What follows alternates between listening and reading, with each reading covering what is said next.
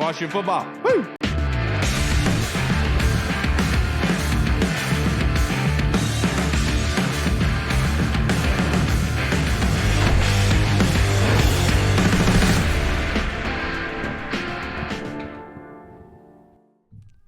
Hello, everybody, and welcome to the Burgundy Zone. I am your host, Kyle, and I'm joined by my co-host, Michael Reed. Hopefully, Hall will be joining us later on, but we are rejoined by very special guest, Mr. Anthony Armstrong, former wide receiver for Washington. But before we get started talking about the Super Talk episode, I just wanted to say the Burgundy Zone is a part of the Frederick Podcast Network. You can find out more by going to www.listenfrederick.com. But Anthony, how are you doing, brother? It's Super Bowl week. It is Super Bowl week. I was almost gonna be down there this week for the Radio Row, but I decided to stay back home in Texas. It's like, shoot, I'm glad I did. I'm glad I got to stay home, get to kick it with the family a little bit, get some work done. Kind of stay productive on this end. But it's always good to connect with you guys. How y'all doing? Doing great, man. You should have extended that invite to me next time you get that Radio Row. I want to come down there with you. Go check out the Super Bowl, sir. But speaking of Coach Rivera, Coach Rivera has been very vocal at the Super Bowl, which is not like Coach Rivera because generally he is very tight-lipped. But it's incredible because one of the things he talked about was Sam Howell going into the offseason is going to be the quarterback one. And so what are your thoughts on that? And then also he talked about a vet quarterback backing up Sam Howell, and he left the door open for Taylor Heinicke. So what did you think of those? Well, I think it's good that he's going out and just having that conversation up front, saying Sam Howell's going to be the guy, right.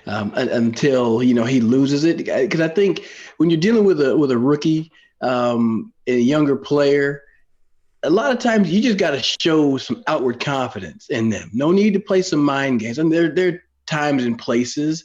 But I think this is a smart decision so that he doesn't have to, be stressed. He spent the entire season on the bench and, not dressing for the majority of the year, and finally got his opportunity in week 18, 19, or whatever it was, and how this league goes now. But he was biding his time. He sat back and waited. And it's good to know that he can go in and just be able to build on what he finished with, and if you were to have any type of indecision and saying, "Oh, I don't know, we're going to have another competition," you'd probably be thinking, like, "What the hell do I have to do? What do I have to do to continue to prove myself?" I mean, has he done a lot? No, but I think he's done enough to deserve that opportunity. I mean, the team seemed to rally behind it, and I think it helps you focus on other positions of need rather than going into another offseason with people beating the drum of you got to get a quarterback. Yeah, that's been 15 straight years. Yeah, it's been a little longer than that. It's been my entire life. Yeah. But another big option coming up, Chase Young, picking up his fifth-year option. Rivera, I mean, he said he's still undecided on it. I know reports are saying it's, $17-18 million for that year? Yeah. What would you do, Anthony? What do you think ends up happening? When he said that Rivera said that he was going to challenge Chase Young. He thought that it was going to be some of a motivation for him in a sense. Do you think that that's going to work?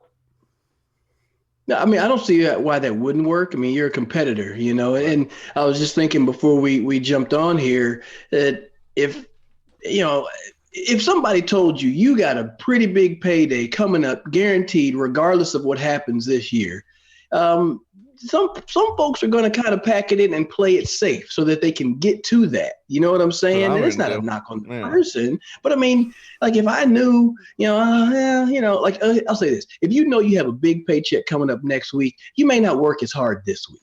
You get what I'm saying? Right. But if the check that you're supposed to get next week is determined on the week that you put in right now, you're going to put in that effort. You're going to actually try to do a lot. And I mean, there's nothing wrong with challenging the player. And I could say this much: it's better for you to be upfront and honest and say, "Hey, this is a challenge to you." I mean, he's coming off of a major knee injury that some people will say had an extended, recovery time. And it was like 4, 5, 6 weeks where it was like, is he going to play? And they're like, well, it's up to him. And he finally did get on the field, at the end of the year. So if I was Chase Young, I mean, I'd accept that challenge. I mean, you went to Ohio State, you drafted number 2 overall. So you're coming in with high expectations anyways. And you see how Daron Payne performed, and you're going to get paid regardless. So if you go out there and ball, you're going to get paid regardless. And the team is showing that they want to work with Daron Payne. and you would assume that they're going to want to work with Chase Young on an extension or franchise tag, whatever it would be. So I don't really see a problem with it. I think that he's going to get his money regardless. And in this instance, I would say, yeah, go ahead and make him work for it a bit. Now, if he was healthy and he showed that he was almost back to his form, I would think that they would want to go ahead and get that option out and pick it up because they know the price tag will be higher. But at this instance, if the price tag's higher, that means he's balled out and he's done a really good job. So I say it's perfectly fine. Initially, I was like, but I thought about it. I was like, no, that's probably the right thing to do. Yeah, absolutely. Because, I believe you don't pay a man for what he has done. You pay a man for what he can do. Obviously, kind of like Reed out on a Saturday night getting extra cash. But, I wholeheartedly agree with you in your aspect with Chase Young. It's better for everybody because you're basically saying, prove it to me. And I think Chase Young, like you said, being the competitor that he is is going to go in and answer that call. And I think that he's obviously very well capable of it. But Rivera Dude, I make so much money Saturday nights. I can do so much. I'm so jealous, dude. But the next thing, Rivera talked a lot, obviously, this week at Radio Row. But the next thing was he talked about how there is one coach in particular that's playing in this matchup this weekend that he's waiting for it to end. And obviously, that's no misunderstanding. We all know who he's talking about, Eric Bieniemy, the offensive coordinator for the Chiefs. And so looking at that, do you think that Eric Bieniemy is going to want to bring in his own backup quarterback? And who do you think that would be? And how likely do you think that Eric Bieniemy would come here? People are thinking he could go to Arizona. He could take the Indy job or Baltimore as the OC. What do you think? Well, I think that, obviously, I'm pushing for him to be in Washington. That's my guy. I got the asterisk next to, and I think it's the right thing to just let him do his job. Let him go out there, play the Super Bowl game, and give him a couple of days to kind of decompress, and then go and approach him. Because I feel that anybody you bring in at this OC, you got to assume they're going to be the next head coach. You just got to think that they're going to. Ron's going to say, hey, I'm out of it, and here, it's all yours. And frankly, Eric Bieniemy's been under the shadow of Andy Reid. He's a big guy, big shadow, and everybody has – It's a big-ass shadow. It's a huge shadow, right? But literally everybody in the league – you guys are right. Yeah, loves burgers. Multiple years, they have discounted Eric Bieniemy's success because, he's had Patrick Mahomes, and, 3 years he splits play calling. Multiple times. Right now, I brought up on my show Mike Kafka. He was the quarterbacks coach in Kansas City, and he goes to New York to be the offensive coordinator. Nobody was like, he doesn't even call plays. He got the job up there, and he's doing a good job working well with Daniel Jones. If Eric Bieniemy is going to be able to show his chops, he's going to have to go out there and be able to call plays on his own. I think Washington is. It's a good menu of players. You got a young quarterback in Sam Howell who can sling that thing around. I think that you could run some of those similar things that you see in Kansas City, even though I know Martin Mayhew in the front office wants this 2-to-1 run to pass ratio that I am not about. I think that you got to spread this thing out because you got 3 receivers, and frankly, the Chiefs have done a hell of a job with 3 receiver sets. It honestly hadn't mattered who those receivers are. And I think you're going to have – potentially see some more out of a tight end position. So bringing Eric Bieniemy in, I think it gives it's almost like that challenge to Chase Young. Like, hey, you're going to have the keys to the offense. You go and do your thing. Show people that you can do this. We'll handle the defensive side. You got the offense, and let's see what we can do. And if there's some excitement, then I think this is a great choice. I wouldn't necessarily do you pass over a head coaching job? The way that some of these teams treat head coaches right now. Seriously, man. Yeah, especially head coaches of color. He'll be in like Arizona for a year. If they're like, it's not working, we'll fire you. Right. But if you go to Washington, get up there, work with Terry. You got a great receiving core, you got a good quarterback. Draft some key players to help build out that roster some more, and then. Easily Ron can say, hey, you know what, I'm going to move on to the front office somewhere. And then Eric, you got the leadership of the team. And I think that makes more sense because, I guess I'm being a little biased, but I think that would make the most sense. You don't have, because I know Baltimore is a team that people have thrown around, but you don't really know what they're going to do with Lamar Jackson. Are they going to bring him back? That's kind of up in the air. I think with Washington, you know what you have. It's a young roster, and you can help groom these guys and help them become great. Yeah, and like you said, like I feel like that's just such a great way to say it. Just like looking at it from the macro scale, from looking at Bieniemy's point of view, saying that if I go to Washington, like there's not much I can do to screw up because anything that I do is going to be obviously a plus in this perspective because I'm working with somebody that's friends with Andy Reid that knows I'm going into a good system, obviously. So it's not like the same expectations will be put on him. Right. Yeah. Oh, And yeah. You mentioned the offensive philosophy. Rivera did kind of elaborate on that a little bit, talking about the 2-to-1 pass ratio. He said what he's looking for is a guy who can do a quick pass, who can do a quick passing game and get the ball out to his playmakers. Does that make you feel a little bit better about the way that he wants to go with this offense? I will take that because generally the quick passing game is an extension of the run.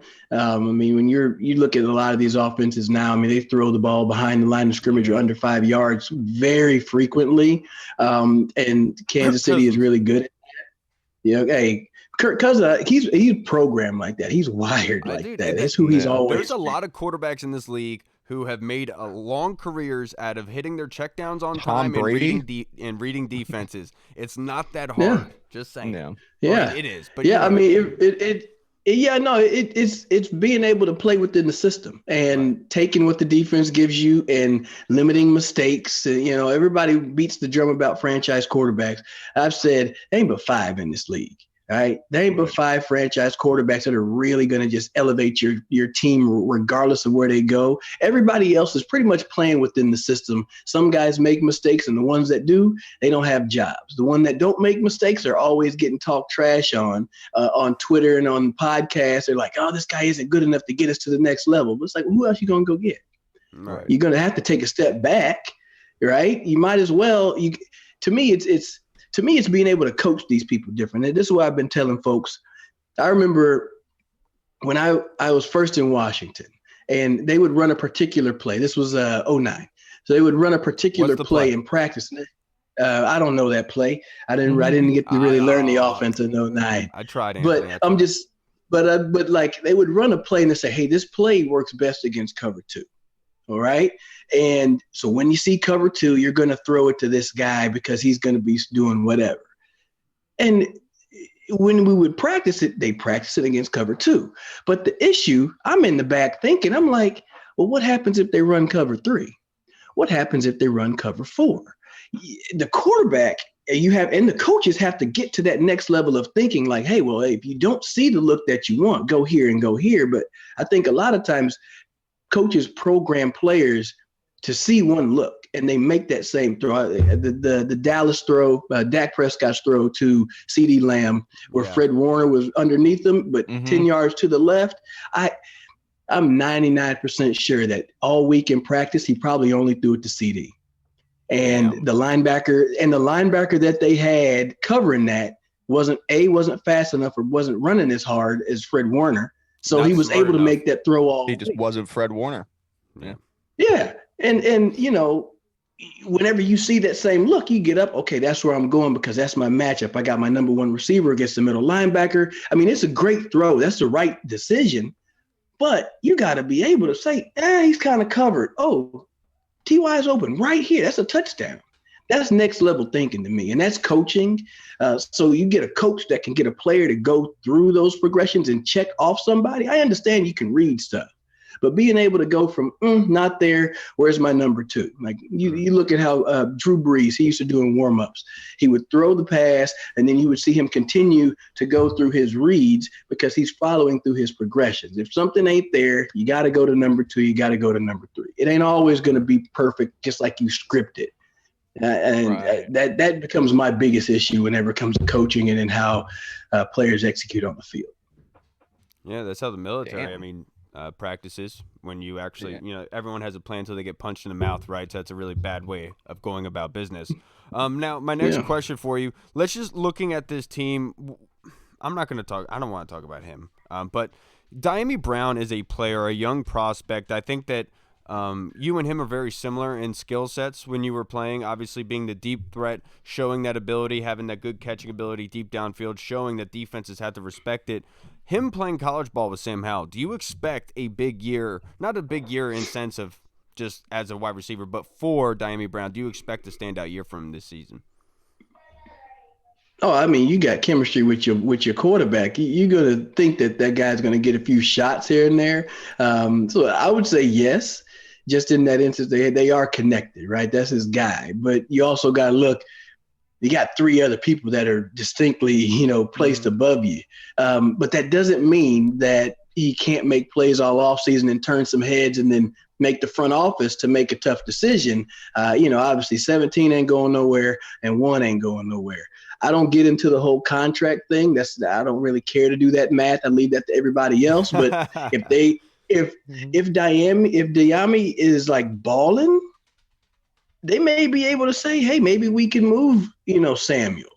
I don't know what the cap implications are. I know people are going to be going crazy. Oh, well, that's going to hit us. Let's say they could do it, and it doesn't really hurt them that much. Right. If you start to get a lot out of Dyami Brown, and he's at a cheaper price tag than Samuel, because I mean, you look at it, Jahan can play inside and outside. And that gives you a whole lot of flexibility. Yes, it does. And so if you have a cheaper option for your 3, and I'm assuming that the tight end position is going to get some more love. I mean, Travis Kelce is like 1 of 1, but right. If you can find somebody, I mean, Mike Gesicki's going to probably be out there if they move on from Logan Thomas. So there could be some options at tight end. So now you may need to go with a cheaper option at a 3.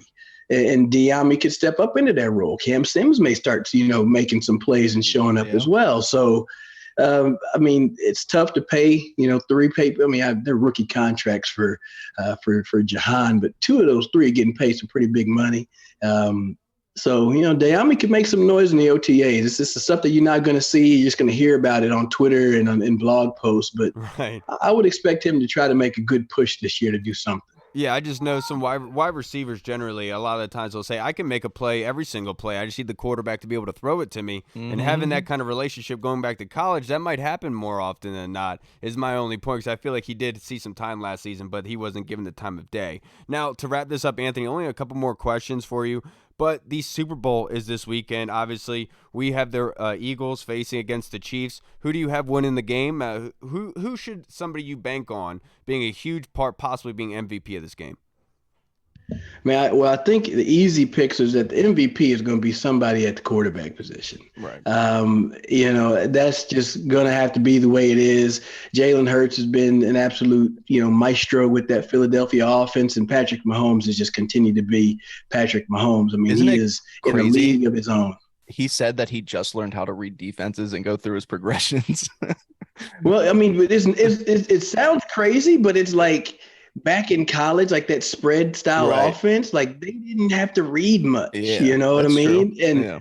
And you talked about earlier how the passing game is like the running game in a way. The short yardage passing game is just like running the football. The spread offense, that's all they do, man. Yeah, they generally make one read, like in Baylor. At Baylor, when RG3 was there, they essentially were like, okay, we're going to either throw it to this guy or we're going to throw it on a screen, and then the next time we'll just switch the person that's going to run a go, and that's as simple as it was. And that's just how the stuff worked out. You got faster players, you got better athletes. You just line them up and run sprints all day, but. At Texas Tech, Patrick Mahomes used to be running all over the place doing the things he does now, but now he has a lot of great players around him that make those plays, come out and work well. And I mean, it's kind of scary to think that he's just now learned how to read defenses, but he's got a hell of an arm, so he could throw the ball in any window. But I mean, I think obviously the MVP is going to have to be somebody at the quarterback position. I mean, they're the ones that make the thing go. And it's like I'm back and forth about who I think is going to win this game. And it's not because I don't want to make a selection, but it's literally it's a coin toss. It's like I feel like it could be a 0.5-point spread. It was 1 point earlier in the week, and I feel like it could go down to like a 0.5 point because that's how close these teams are. I mean, Philly's a better team, like they're more well-rounded, but you got Patrick Mahomes, and he's in that level where it's kind of like, Tom Brady was in New England where you're like, I don't really bet against Tom Brady and the Patriots, Yeah. Regardless of who they're going up against. So, I mean, if I had to flip a coin, I feel like I want to lean with Mahomes. I feel like I want to lean with him, especially how he willed his team to a victory against the Bengals. I think that this is probably going to be a legendary game for him.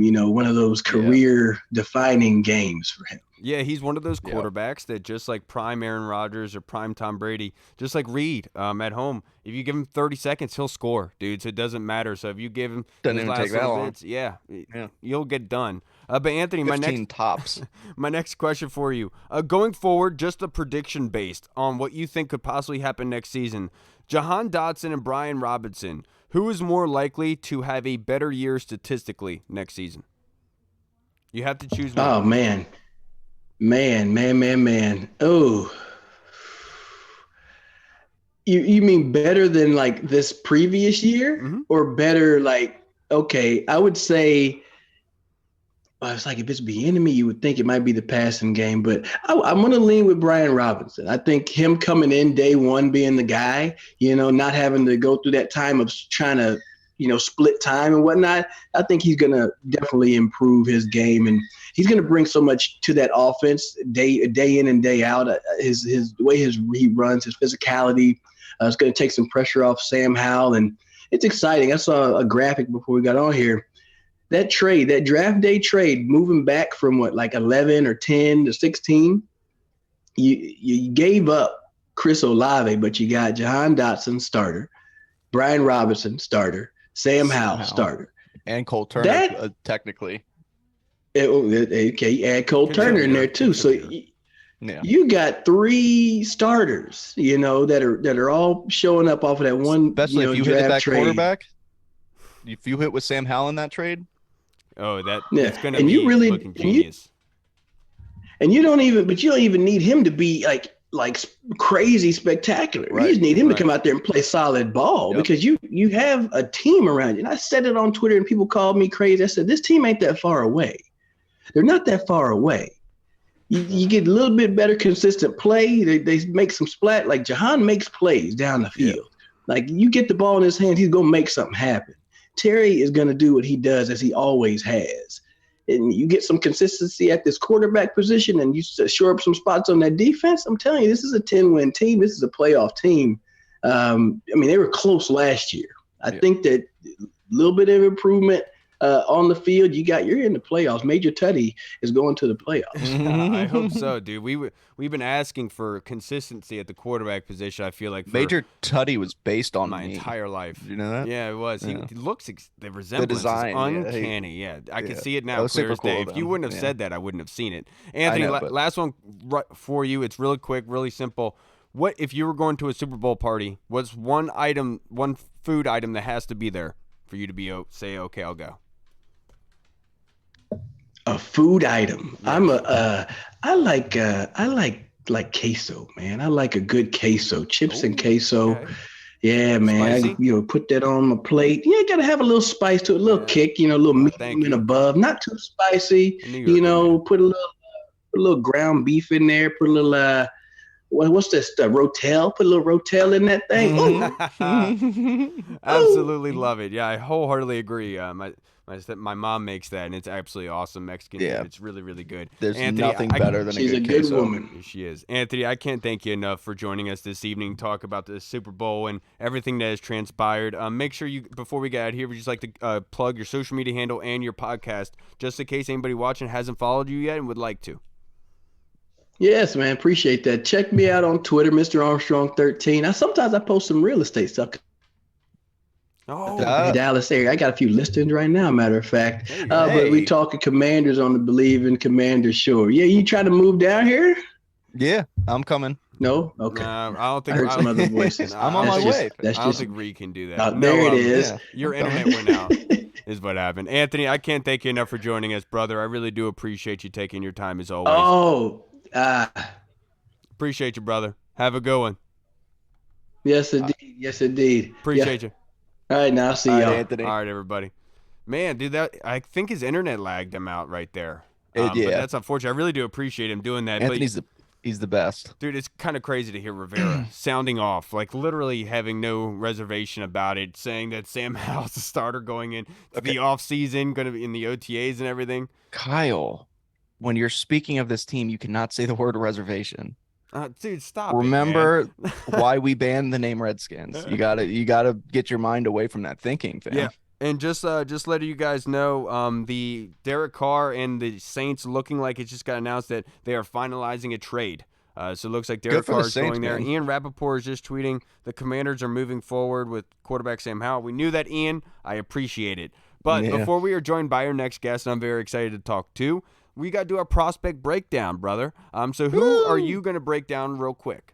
Well, as we know, tight end position is a position of need, we have found, and there's some good ones. This is a great tight end here. I'm going to be breaking down Tucker Kraft, the tight end from South Dakota State University. Tucker Kraft stands at 6'5", 255 pounds. That's what he's listed as. So, like, when you look at him, the dude just looks like a tight end. He's got it all. He's got size, obviously his strength, athleticism. He has receiving upside. He went to a smaller school, but he's made some huge plays for them, and he's versatile. He's good as a blocker. He's good kind of moving around in an H-back role. He's good at catching the ball downfield. He's a vertical threat. But then you watch his tape, and like, he's very good, but he does have moments like he's dropped some very easy passes. He's still very raw, as you can tell. And he didn't play against the best teams in the world, but he's somebody who, if you can get him coached up, which I think that we could here in Washington, I think you got to feel really good about him. Tucker Kraft, somebody to look for on day 2, late day 2, early day 3.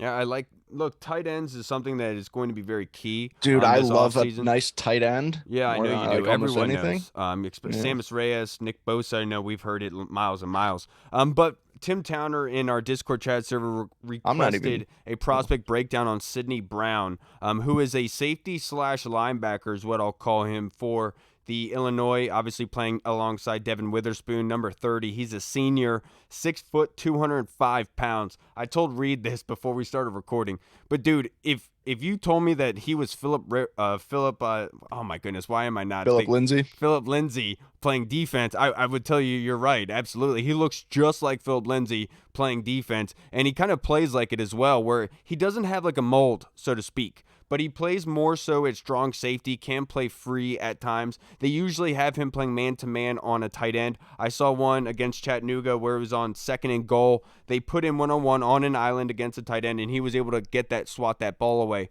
Has very good hand skills in that sense. And in the running game, he is the filler. He is the Cam Curl of their defense. Sometimes he does over-pursue, can't wrap up on tackles, but you'll notice that when he doesn't make the tackle, it's usually a big run, which tells you that he has a lot to do with everything that's going on with that defense. Right. But he is a very interesting prospect. I think it's somebody that is very smart, that it could be an immediate special teams contributor, and you could bring in as a relief package for Cam Curl, because Cam Curl did get injured twice this season. So let's just have insurance for that, because what happened last season when Cam Curl went out, right? We saw how the defense kind of lacked in a sense. So I would love to be able to get a replacement in there, and I feel like a guy like Sidney Brown, who already is lined up in college as a safety linebacker, used all over, doing a lot of things that Cam Curl's asked to do. I think this is somebody that could come in and help you a lot. 59 tackles this season, 1 sack, 1 fumble recovery, 6 interceptions, and 1 touchdown. The guy is very talented. He's very fast. And also, I saw the sack that he had, and it was kind of intense, I will say. So he is somebody that's versatile, can be used all over the field, and I feel like somebody you could feel good about having on scout team if you really need to. Like, he's going to give you his all, and that's somebody you want on scout team in a sense as a young guy, as a young buck coming up. So I really appreciate you, Tim Towner, for that one, because I really did appreciate Sidney Brown's film. Watched 3 games on him. Yeah, shout out to the human genius, Tim Towner. He's been throwing some good ones, some good prospects to watch out there on the Discord chat. Dude, he always has, and obviously he's one of those guys. It's like the human encyclopedia, right? That I always like to talk about. And so I want to get into our fan questions here. And our first one that we're going to have is from our guy, Meast21. There he is. What do you want to see happen with Chase Young in his 5th-year option? Sign an extension? Trade? Let him walk after this year? So, first of all, I know that it's like Chase is... It's a lot of money that you're gonna have to pay him for his 5th-year option. However, like $17 million. But I was so just like for Chase to be coming off of an injury that serious and coming out there, and after the sophomore slump that he had, he played very good at the end of the season when he was actually playing. So that's got to be encouraging. I mean, get him a little bit more time under his belt this season. I think you're going to see a completely different Chase Young out there than we saw in year 2. I think it's going to be more similar to year 1 in the impact, but with some more big plays. And you got to resign at that point. I mean, I would love to see Chase Young resigned. And of course, I would love him to be a 30 sack a year kind of guy. But, I don't think that'll happen with anybody. So. Nobody can match your numbers, Reed. Nobody. 30 sacks in a year. I got that easy, dude. I got that times 4.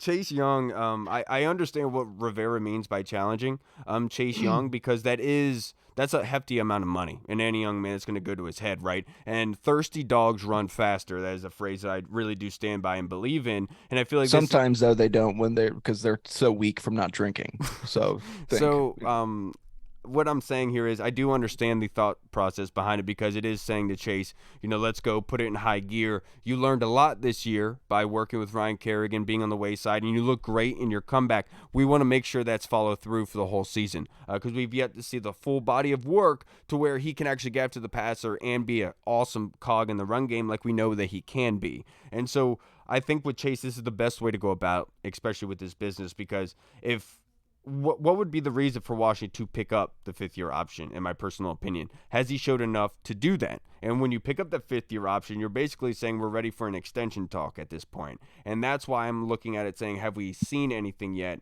to give us that for the future? And that's why I understand why this is an evaluation year for Chase Young, essentially. And that's why they wouldn't pick up the 5th-year option.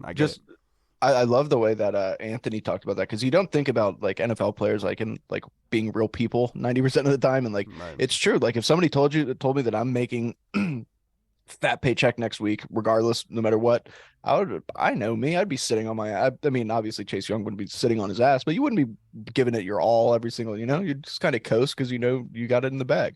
But if you're told you that your performance is going to earn you more money and you're going to work your ass off. So right. I like the way you put that. Yeah, and I don't understand anybody talking about trading Chase Young in this offseason, because what is the reason why we are reluctant to give Chase Young a 5th-year option, right? And because there is a question there. And so that's why, theoretically looking at it, then that wouldn't get you that much draft capital in return.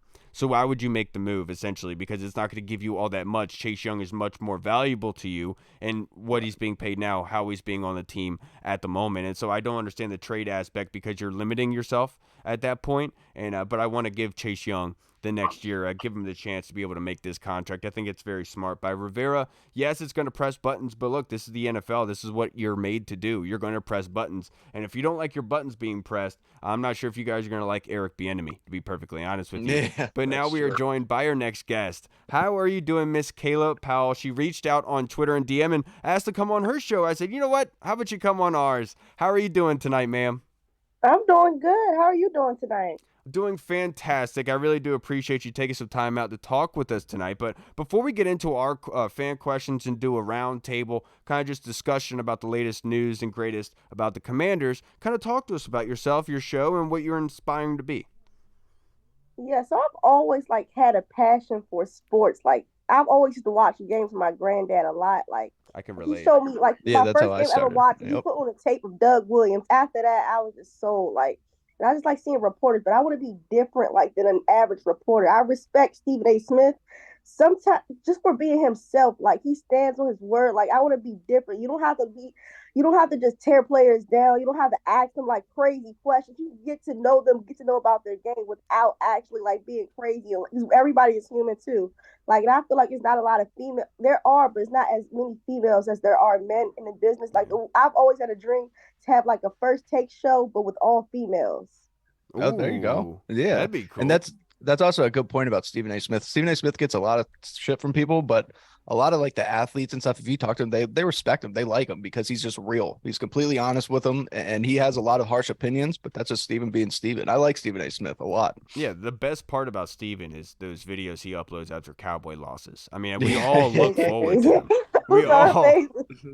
No, and I really do respect Stephen A. Smith because I remember back when he used to come on as a guest to Skip Bayless's show. And the crazy thing about Stephen was he brought such an interesting argument. It was such a great speaker in the way that he was able to give out his arguments to the point where he got so popular they had to bring him on full time. And then he gets his own show and does his own thing. So I really do respect Stephen A. and everything that he has built for himself. He's one of those guys that, just like yourself, Kayla, has really built himself his career, and he's done a very good job at it. But Kayla, let's go into our fan questions before we go any further, ma'am. And this one, Reed, I want to get to you first. Who are some prospects not from major conference schools that you have your eye on for? For example, from the Senior Bowl coverage I've seen, North Dakota State O-line Cody Mock looks intriguing. I'm not sure intriguing is the right word to describe the way Cody Mock looks.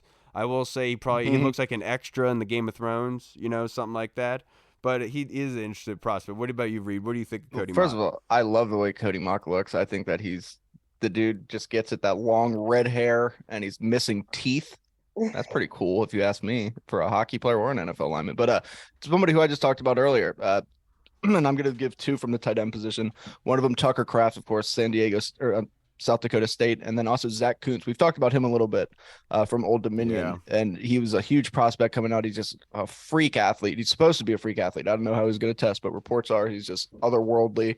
So I'm very interested to see him. He brings a big 6'8" frame, reportedly a 40-inch vertical and 4.5 speed. I mean, that's intriguing. It is. And Cody Mock, I think projects as a center going to the next level. I really do think that he's better as a guard or a center in that sense. I think he could be versatile, one of those Wes Schweitzer types. I really do like him and think that he could be valuable, but I do think that his body style can get beat with the more athletic defensive ends like the Kayvon Thibodeau. But there aren't really I haven't looked at the non-major guys yet, Tony. I'm sorry. I've been so busy. So I've been trying to be able to catch up on all these prospects I possibly can. But I haven't got any non-major ones. But I do expect to go into Marte Mapu very, very soon and be able to go through him because Ryan Fowler told us to check him out. And so I'm going to make sure to do that. Now, this next question I'm going to have for you, ma'am. I got for you, Kayla. What's it called? Reed, by the way.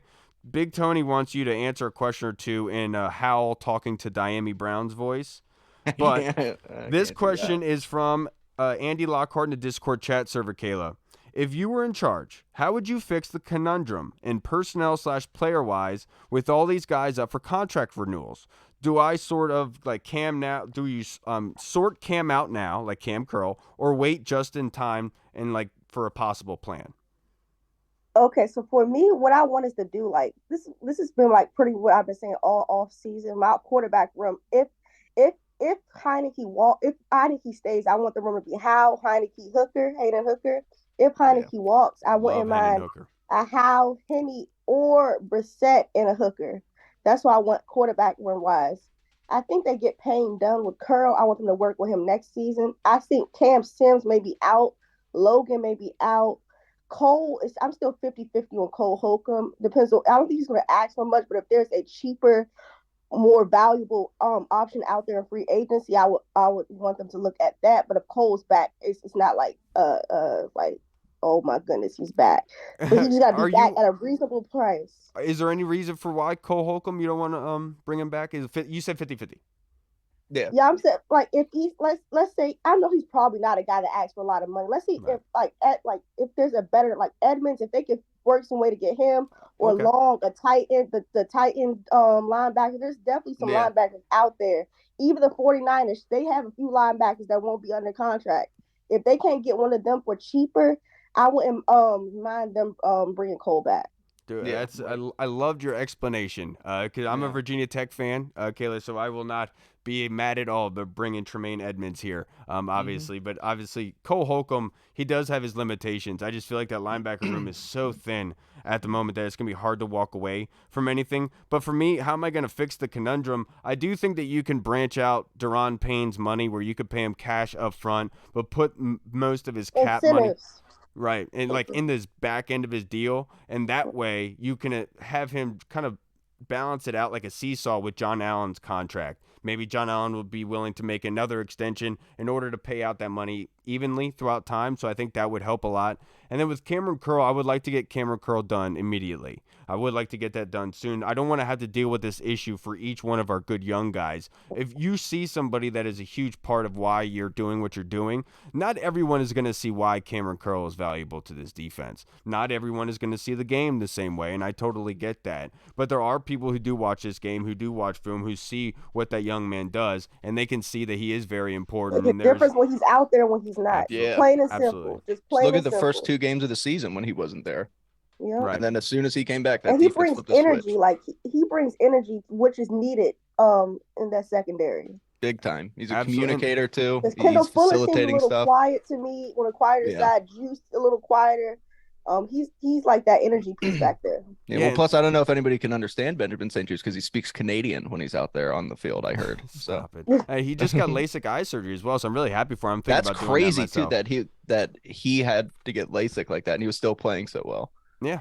I mean, well, like, when you're playing corner and you're that good at it, that's just essentially. Guess there's also such thing as contacts, but and he's got to stay on the field too. Yeah. Sometimes it's frustrating because he's so good, but he seems to get hurt, shaken up fairly easy. But that's the Canadian in him, I guess. I don't know. Yeah, and like with Cam, like I want to make sure that Cam gets done now. I don't want to have to go through this roadblock every single time that it does happen. And I do think there is mutual interest from both parties there. I think everyone knows and realizes the situation because this time last season I said going into next season I would need Cam Curl to become a leader, more vocal leader. And he did that this season. And he really gelled together that unit and was a pivotal part of why that secondary looked as great as they did. Obviously, Derek Forrest deserves a lot of flowers for the way he came up. I'm not saying that it's all due to Cam Curl, but they worked well together, and that deserves flowers. And I think that Cam Curl really did extend that way as a leader. And then so I think there's time to repay him because he has been working his butt off, and he has shown you what he's capable of, and that's what you're paying him for. And I wholeheartedly agree with you. Now, I have a quick question. Yes, ma'am. Quick question. What do y'all think about Cam Sims? I think this may be it for him. And would y'all prefer either us keeping Larson or Roulier? Which one would y'all prefer us keeping?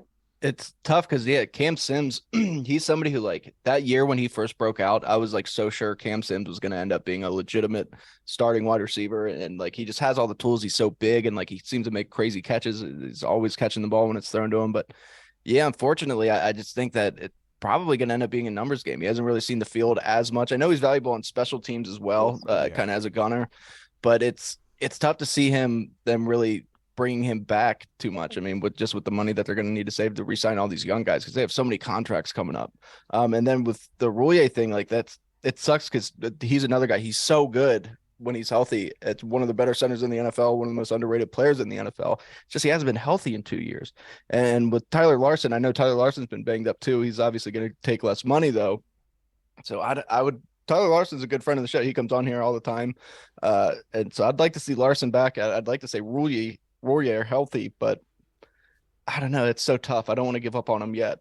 Yeah, and just like with Chase Young, with Chase Roulier, you know what he's capable of, but we got to see the healthy part. And with Chase Roulier, I don't want to simply just kick him out the door. I do want to approach him with an extension into restructuring of sorts, just because to make it manageable for everybody, because we are going to have to wiggle ourselves some space. That being said, I think Larson is somebody you could bring in here and can start for you and possibly start for you if you don't draft somebody high, if you need them to. And I think that Tyler has the ability to win that starting job if he's given the ability to. We just need the consistency. We need the stability. And I don't know if they're going to go through that through the draft or free agency or trade, whatever have you. But if it is Larson bringing back, I do think he has that chance to. And he's not going to command the type of dollar that Roulier is. So I would expect that Roulier to get restructured, if anything. I don't know if he would come back if he's not willing to do so. But Cam Sims is I love Cam Sims just because of what he brings in the special teams and also the deep ball. Like every time he just touches the ball, something big happens. And he comes in crucial downs, like third downs and deep red zone. It shows up at the end of the season as well, but this season. Yeah, and so the big question is, like, do they feel like adding somebody, either in free agency or the draft late, that could possibly push him out? And I think Cam Sims brings a lot. So I think that he deserves another contract to come back and try out for the team. I don't want to, like, shut the door on Cam Sims. I think he's very valuable, and I think that he's a great player to have in the locker room. That's a good question, Kayla. I like that. Now, we had a question earlier from Meese21. I would want to get your opinion on it. What would you do with Chase Young's fifth-year option? Obviously, it's $17 million. Rivera talked about not picking it up. But would you trade him, let him walk? Would you sign him to an extension? What are you thinking? For real with Chase Young, I need to see him ball out 1 year. Everybody's on after his rookie year, he did amazing. That second year, he just didn't have the sacks. But Chase was still being chased out there. He was still getting the run. He was still helping in the run game. He was still drawing defenders to him to he was doing other things. The season was cut short. Players have sophomore slumps. I think that's what he was facing. I think it would have gotten better with them getting rid of Mills. I think it's going to help a lot with Chase. And you saw his burst where he can be against San Francisco. He a little fizzled out after the last 2 games, but I think he's going to be okay. I would give him a 1. I don't know if they'll sign. I want them to, but they may not. But I think that's maybe 75-20 if they will or won't. But he needs to play just ball out 1 year, and then if he doesn't ball out, I like Chase more than Sweat. I see his potential more than Sweat. I would like to see Sweat attack. Something about Sweat just doesn't get. He's such a freak, but I want to see him be that freak. Right. Quiet. I like Sweat, but I need to see more. He needs to dominate the way that he shows. You need to see him foaming at the mouth. You want to see him go rabid. I get it. I totally do. And we said that about Daron Payne last season too, right? Because Daron Payne had a whole bunch of pressures, wasn't getting the sacks. This season, coming into a contract year, turned it up, got all those sacks, and that's essentially what Coach Rivera is doing with Chase Young. And I totally and wholeheartedly get it. Now, this next question, Kayla, I have for you. There are 3. This is from Tim Towner in our Discord chat server. There are 3 ways to change personnel: draft, free agency, signing, and trades. Philly pulled the trigger last year and got A.J. Brown. If we made a trade, what one position, besides quarterback, could we upgrade that would have the greatest impact in lifting the play of the entire team? And what, if anything, would be off the table as far as compensation is concerned? Okay, linebacker. Because in the free agency market, I want us to go in a draft for a corner. I don't think it's going to be too much there. And I want to see what Castro feels made like on a depth side of pieces. We just didn't see him play last year. I want to see what he pans out to be. I want us to get. I like Gonzalez. Yeah. I think I like Gonzalez. I like Gonzalez, and then Witherspoon. I think we're gonna get one of those two. I want us to go young at corner. We need a dog back there beside Juice. We need a dog back there. We need a ball hawk. And then with Kendall, and then Bobby McCain, this may be his last year, but he's very valuable. Just people don't be the small things that people don't catch. Yeah, you're absolutely right about that. Bobby does a lot for the team. Obviously, I said a lot when he was playing free safety, but when he was close to the line of scrimmage, he was doing really well. So obviously respect Bobby McCain and what he does for this team. He's one of those guys that just does the hard things right, and you know what I mean? If we had a trade for an upgrade in this season, what would make the biggest impact to the team? My goodness. I think that you're probably talking about a guard or a tackle. And I guess I would say maybe like a left tackle or a guard or a center, maybe like with the Saints. And I'm not sure about compensation is concerned. I don't want to give away too many, but if you're adding an upgrade that could elevate and have the most impact, you're going to be adding a compensation into it. So the cutoff point for me is probably the second round. I think the second round above, I would not give away. But if you're looking at this prospect board and you're seeing that there's only so many first and second round grades, there's no reason to hold on to that. So give away your second round to go get them. But I think it's all based on who and what their contract is, because you got to mesh everything in together, and obviously play style. But I would say probably offensive line to add in there. Yeah, and that's kind of like those 3 positions I think are just like the must upgrade this offseason. Along the O-line, you can really go any direction. Linebacker and corner, I think that those are all kind of things that would make a huge difference. It also depends. I mean, hey, if we get somebody like Eric Bieniemy in here, we know kind of what the Chiefs have done at tight end. Maybe if they want to get a little bit more bang from a tight end, they could bring somebody in via trade or something. Maybe that would make a good effect for Sam Howell in the offense. But it's really got to be one of those 3 main positions that everybody talks about: the O-line, linebacker, corner, that you just kind of got to upgrade. Yep, and We now cannot play tic-tac-toe center. Tic-tac center is never going to win in this What league. has been Tic-tac up with center that? won't win. Dude, like the last 2 years, it's just been like one center after the other cycling out, and it's so almost like our frustrating. quarterback position. We got to stop the bleeding at some point. God. Now, to wrap this up, only a couple more questions before we do our Super Bowl predictions. But this is from the Colonel, my father-in-law, Kayla, who submitted this question via text.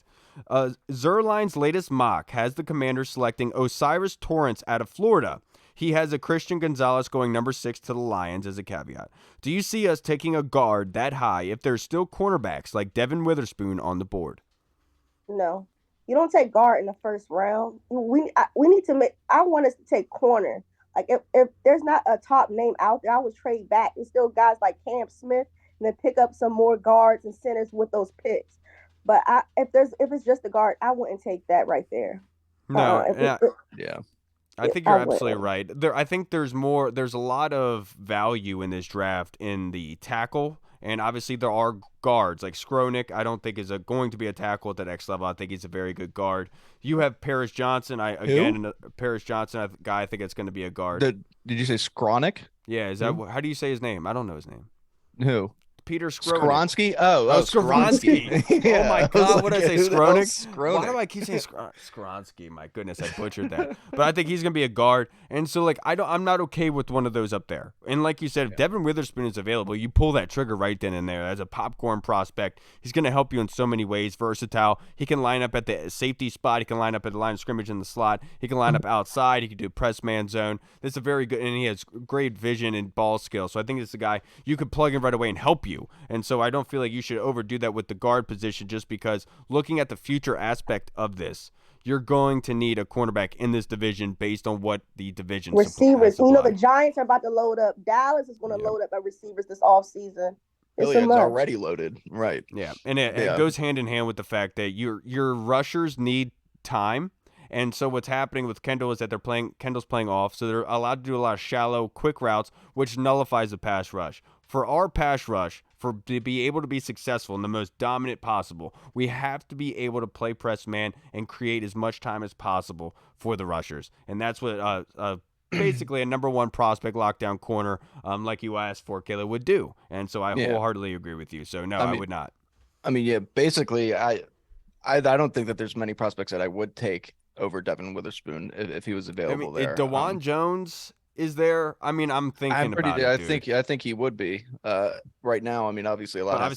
He's a tackle, but I'm just saying, like. No, I completely Osiris Torrance, I really like him. It's just I wouldn't take him unless we trade back to the end of the first round, or we get extra compensation. We move back into the early portions of the second round, because the one thing he does bring is he brings size and physicality. That's something that we kind of lack up front on the O-line. Yeah, but I'd still, I wouldn't take a guard right there at 16. I think the kind of meat of that is going to be in round 2 for an interior lineman, where I think that you could really see us pull the trigger. But still, I think that you couldn't take him over Devin Witherspoon. I do like that they had Gonzalez going 6, though. I think Gonzalez is really going to fly up the boards. Yeah, he probably is, which is so unfortunate. What about Joey Porter? I like Joey Porter too. I would totally take him. Just the lineage and his body type, his athleticism, and he's played very well. Before He's a dog too. He is. Yeah. I would love him on my football team, but before I would be able to draft him, I would have to ask Jahan Dotson how it was matching up against him in practice. I feel like that is a very good meter. If Jahan comes back to you and says, dude, he's a dog, dude, he was killing me in practice, he's the one that kind of made me sharpen this, and this, then you're like, okay, that's the guy you want, because he forces you to work as a wide receiver to learn and adapt to new settings. And that's what you want out of a corner, somebody that's going to attack you, press you. You really think Jahan's going to throw his ex-teammate under the bus, though, and be like, dude, don't bring him in here. He sucks. No chance. No, but you know what I mean. You're going to ask him about their matchups, and if he's going to say, dude, I mean, he didn't do well against me in practice, I'm like, okay, well, all right, that's true. Who does, Jahan? Who does? You know? Who does? The two teams that I worry about that's going to get a corner early is Philadelphia and Detroit. Those are two teams that I think. Yeah, they're especially Philly, because Philly. Having those I'm scared of Philly getting Bijan Robinson. That's what I'm scared of. They can go so many different routes, and the fact that they could get one of the corners that we want is so frustrating to me. I know, Philly just like what Parsons with Dallas, I was so like, he's still there. Oh my goodness. Yeah, I was so pissed. Could you imagine this defense with Micah Parsons? I don't know anybody by that name, but I do know a guy named Minka Persons. I do know somebody like that, and he's a very good football player. He plays for Dallas. Very, very good guy. Now, this next question that we have, Kayla, I'm going to go to you first. This is from the Colonel. Ron Rivera's presser yesterday was revealing who might be some of the veteran quarterbacks he's talking about pursuing. Are we talking like names like Garoppolo and Carr, or lesser quarterbacks like Brissett and Andy Dalton?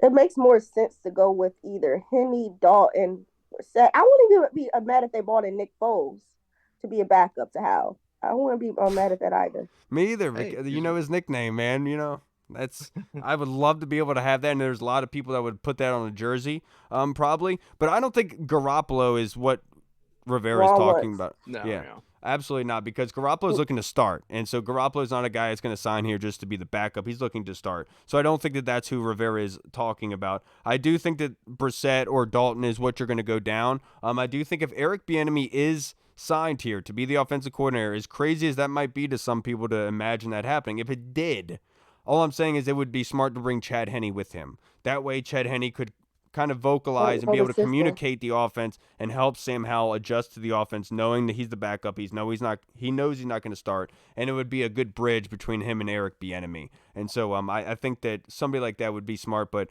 Rivera also left the door open for Taylor, and I would always welcome that with open arms. It just all has to be under $4 million. That's all I ask. Yep. Yeah, and I think again, like somebody like Brissett's a super popular name, and I think that it just makes so much sense because that's my dude. Yeah, I mean, if anything happens, you got to feel confident that he's one of the best backups in the NFL. I know Chad Henne is considered a fantastic one too, and I completely get that. But you got to feel very comfortable with somebody like Jacoby Brissett going in there and starting some games for you if you have to. But yeah, I mean, look at the NFC South. There's a lot of quarterback needy teams this upcoming year. Literally all of them, right? Yeah, you're absolutely right, Kayla. We know that. Bucks, Tampa Panthers, all of a sudden looking for Falcons. They all need. They literally all need quarterbacks. Yeah. Well, Arthur Blank did just come out today and say that they have a good leader in Desmond Ritter, and he thinks he deserves a chance to start next season, which I'm all for, baby. Keep pumping. They have to bring in competition, though. Did they announce a trade for Derek Carr yet? The Saints. Last I saw from Ian Rappaport, they have yet to agree on it. But that being said, let's finish this off, Kayla. Let's predict what's going to happen this Super Bowl. Unfortunately, the Eagles are there. The fans are rejoicing for Philadelphia. They cannot wait for the opportunity to eat horse poop again. They are waiting for it. They haven't eaten in a week. They can't wait to taste the horse poop again. They're waiting for it. What do you think is going to happen? Do you think Pat Mahomes is able to take out the Philadelphia Eagles? I think the Chiefs defense steps up, and I think the Chiefs is going to win by 7. Yes. Who's your MVP? Who do you think is going to be? Do you think it's Pat? I think not Pat. It's going to be a special teams guy that runs it back for a touchdown. I love that. Okay, there. See, that's a smart way to go about it, because that's the way these Super Bowls generally go, being a 1-point swing possibly right now. I agree with you. I think this is the Chiefs. I think the Chiefs win 100-0, to be perfectly honest. And chaos erupts in Philadelphia for the offseason. They're going to start crying, and we're going to need to build an ark based on all the tears that have been flowing. In my honest opinion, I do think the Chiefs are going to win. And I think the Chiefs defense is being underrated to an extent, because they are opportunistic in a sense, and they are championship caliber, where they know how to play in the playoffs, especially deep, and they know the game, where they know how to get after Jalen Hurts. Obviously, that's easier said than done, but I do trust what the Chiefs bring, because they've been here, they've done that, they understand the circumstances that they're in. Obviously, the Eagles are coming in very confident, and sometimes that can hurt you in these scenarios. So I do think the Chiefs win 30-27, and it comes down to the last possession. You really think Andy Reid's going to squander an opportunity to have a full-on Wendy's buffet at the White House? No chance. I'm taking the Chiefs by 52. 52. That's a smart way to go about it. I'll be kind of blown that the Eagles win it, to be perfectly honest. I do really hope that Andy Reid gets his revenge against the Eagles. Me too. For the way that those fans and everybody treated him that last season, because he finished 8-8 or whatever it was. I'll never forget when they fired him, and I was like, thank goodness. So was I. I was like, oh. Good God, thank you. Andy Reid's going away finally, dude. This guy's been carrying us a new one for like 20 years. And I just hated looking at how fat he was on the sideline, just looking like a walrus all the time. No, he's a nice guy. I like him. But guys, that's going to wrap us up for this episode. Thank you so much for joining us. Kayla, I really did appreciate your thoughts of coming on here. I really did appreciate your ambitiousness. reaching out. I really do respect that. I really do like people who do that, who take the initiative and coming in and doing that. I was always told closed mouths don't get fed. Yes, ma'am. You're absolutely right, Kayla. Yeah. But before we get out of here, just in case anybody following hasn't followed you yet and would like to, or hasn't followed your podcast yet and would like to, if you'd like to supply your social media handles and your podcast. Okay, so you can follow me on Twitter. I still really don't know my Twitter name all the way, but it's K Powell. It should pop up. But my podcast is on YouTube, Shakedown DMV. Shakedown DMV. Your Twitter handle is K Powell 0922. Yeah, my K Powell 0922. Catch me doing live tweets and just different content about the Commanders on there on a daily basis. And basketball, also catch us in a Spaces every Monday through Friday. There is a portion of the fan base who doesn't hate the team and also negative. That's on Twitter every Monday through Friday. Catch us in the morning. There's a whole community. Yep. Yeah, Kayla, they're a tight-knit group, aren't they? Down there in the Spaces with Deuce and with Caleb and CJ and all them. We do appreciate Kayla. I can't thank you enough for coming on here. Really do respect you doing that. Really do enjoy your time with us. All right, everybody. We will see you guys on Monday. I hope you guys enjoy the weekend. Enjoy the Super Bowl. Hope you have fun. I've really been having poker night on Saturday night with the boys. I haven't seen them in a long time, so that's going to be a lot of fun. You know what that means. Somebody's getting crazy. That's what it means. All right, everybody. We'll see you on Monday. Please be safe, everyone. Kayla, I really did appreciate your time. Wish you the best. We'll see you next time. Not a problem. Okay, go Commanders. Go left hand up. Washington football. Woo! Yep. Hey, what's up, everybody? It's Kyle. I just wanted to say thank you so much for watching. And if you liked what you saw, make sure you hit the subscribe button and the notification bell. That way you get notified when anything new is uploaded to the channel. Also, we just launched theburgundyzone.com. You can go there and find all of our latest news, articles, and the latest episodes that are uploaded. Again, we also have the Discord chat server, where all of our VIP folks are in, like Andy Burrows, Scott Hartley, Sergio Martin is in there as well. Don't miss out on the Discord chat server. Go and check that out. Until next time, everybody, Washington football. Woo!